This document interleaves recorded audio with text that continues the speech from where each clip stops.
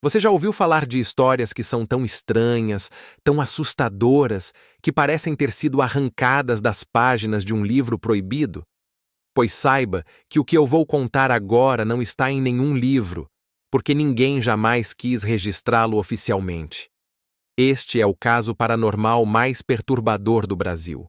Um acontecimento abafado por décadas, escondido em arquivos esquecidos e sussurrado apenas em conversas privadas entre policiais, médicos e religiosos que testemunharam o impossível.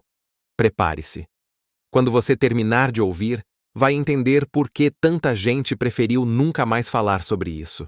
A história começa em 1987, no interior de Minas Gerais, em uma pequena cidade chamada Santa Valéria. Era um lugar tranquilo, típico do interior brasileiro, onde todos se conheciam pelo nome e onde nada de extraordinário parecia acontecer. Até que a família Nogueira se mudou para a região. Era composta por Joaquim Nogueira, sua esposa Marta e seus 2 filhos pequenos, Daniel e Isabela. Eles compraram uma casa antiga, construída no final do século XIX, que estava fechada havia décadas. A casa era grande, de madeira escura, com janelas altas e um porão que ninguém da cidade ousava entrar. Alguns moradores antigos diziam que aquela casa já tinha sido palco de tragédias, mas a família não deu importância. Até a primeira noite. Na madrugada do primeiro dia na nova casa, Marta ouviu passos no corredor. Pensou ser o filho mais velho, Daniel, de 9 anos.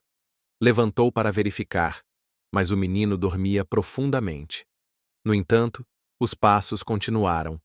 E eram pesados, arrastados, como se alguém estivesse caminhando com botas antigas. Joaquim, que era cético, riu da preocupação da esposa. Isso é madeira velha, Marta. A casa range. É só isso. Mas na noite seguinte, os passos ficaram mais fortes. E junto com eles, vieram vozes. Daniel contou à mãe que ouviu alguém chamando seu nome no quarto. Daniel, venha brincar comigo. O menino jurava que não era sonho. E o mais estranho, a voz vinha do porão. Movido pela curiosidade e para tranquilizar a família, Joaquim resolveu descer ao porão com uma lanterna. O local estava cheio de poeira, teias de aranha e móveis antigos cobertos por lençóis. Mas no canto mais escuro, ele encontrou algo perturbador.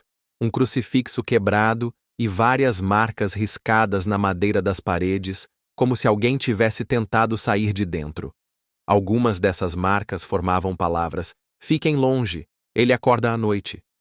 Joaquim ficou gelado, mas não contou nada à esposa e aos filhos. Guardou o segredo para não assustá-los. Foi o primeiro erro. 2 semanas depois, Isabela, a filha mais nova, de apenas 6 anos, começou a falar sozinha. Marta acreditava ser um amigo imaginário, algo normal para crianças.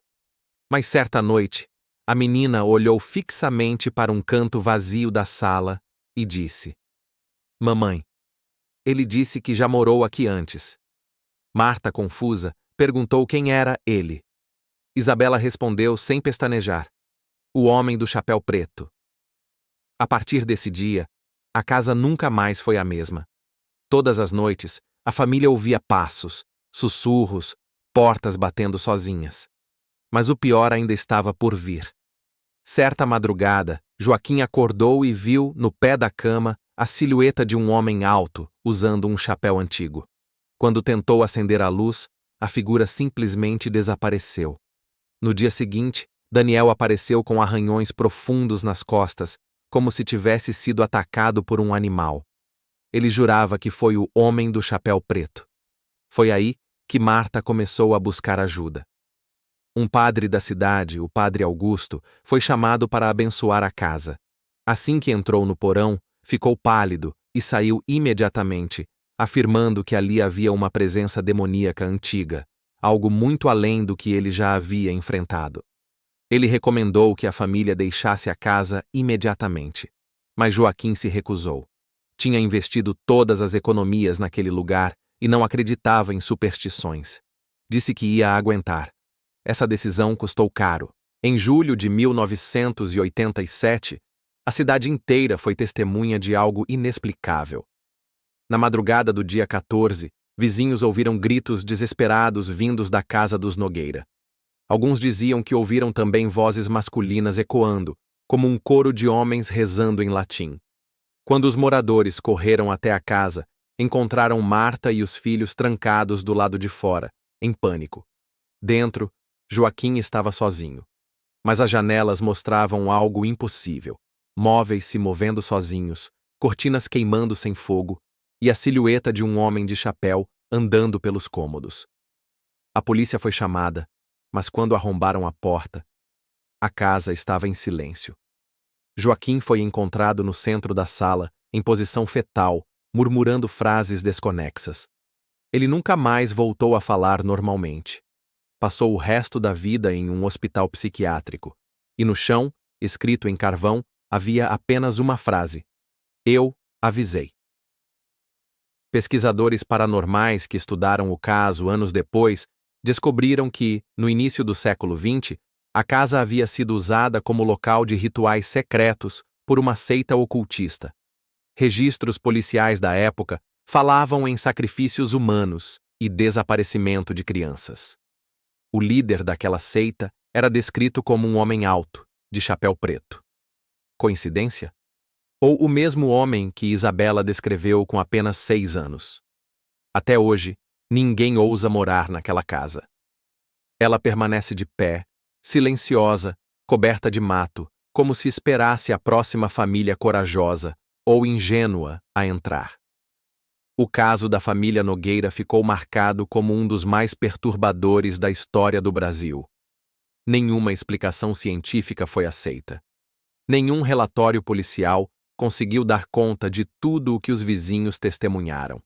E até hoje, quem passa em frente à casa garante ouvir passos e vozes vindos do porão.